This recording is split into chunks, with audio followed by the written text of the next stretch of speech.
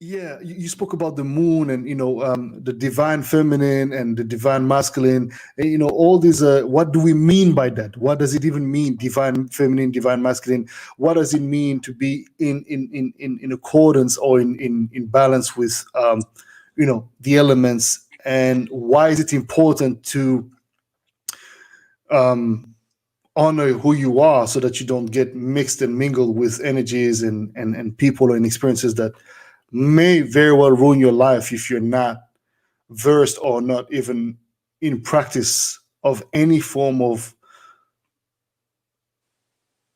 positive spiritual awakening without going too far. Sorry, that was the longest question, but I know you got the point. Well, let me start with this, and then if I don't answer or give you a good explanation, then we'll circle back to it and break Hmm. it up a little bit.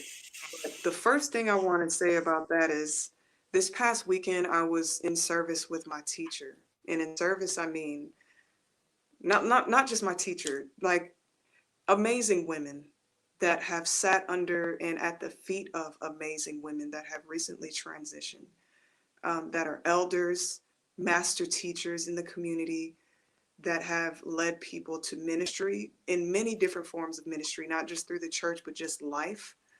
Hmm. And I feel like this whole month, or maybe even, I don't want to, be a forecaster and shit, but this year, I feel is the year that women awaken their own energy and their own power.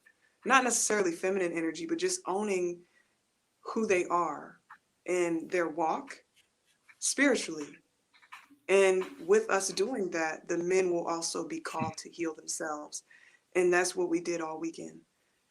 Men are suffering, and I want to say that before we even get into the divine feminine, Please, because please, please, please speak we on that. can't be Speak on that, sister. Preach, yeah, we mama, can't preach. we can't be feminine, and I can attest to that.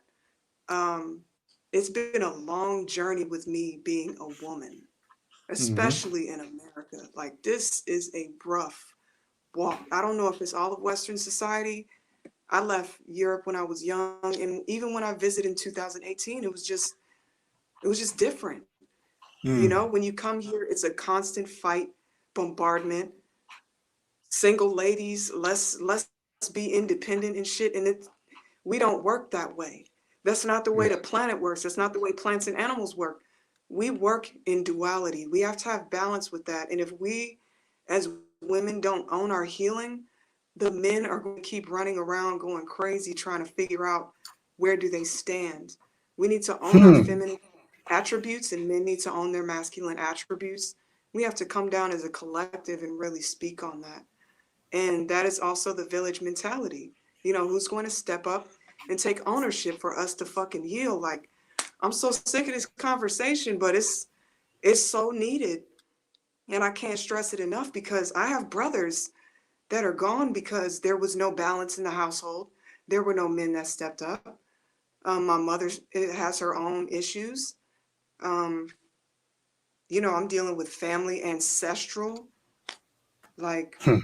not curses, but just things that have transitioned down the line that Yeah, nobody no has chosen doubts. to deal with. So Yeah. I have to own my shit because I want better for my daughters. So I mean, I'm a thug. You know that. I'm, I'm a thug. Like, you know me. You You're a know thug for I'm ten reals. toes. I'm 10 toes down.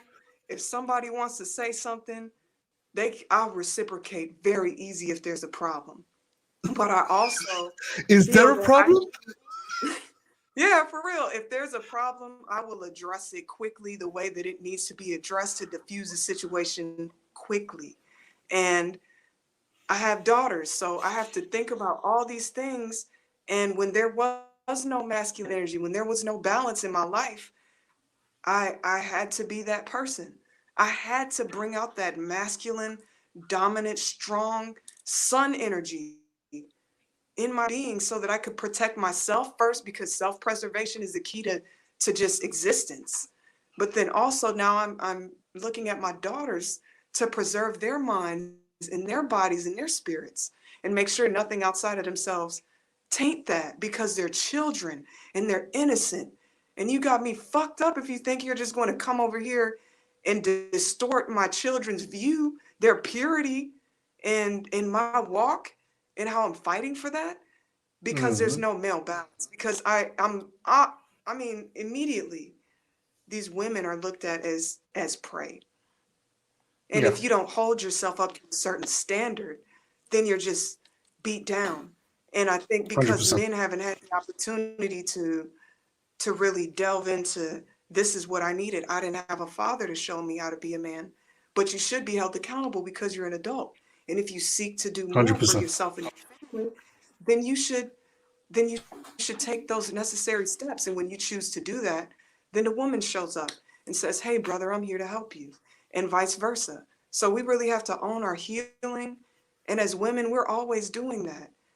You know, we're always seeking, how can I do better? How can I be better? We always want to be better for somebody else. But somebody needs to come in now and say, I got you while you're healing. I need you to be at your best. I'm good now. And when I need you, please assist me in this. We don't know how to communicate with each other. We don't know how to heal.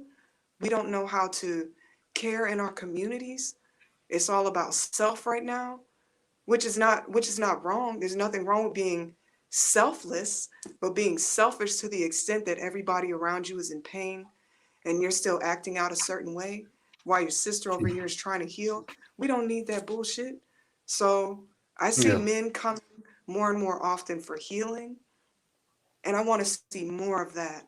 And when we circle back to what we were speaking about last hour, um, that's why I continue to do my spiritual work, because I am holding myself accountable and I'm saying, yeah, I am this way, but I'm also willing to help you.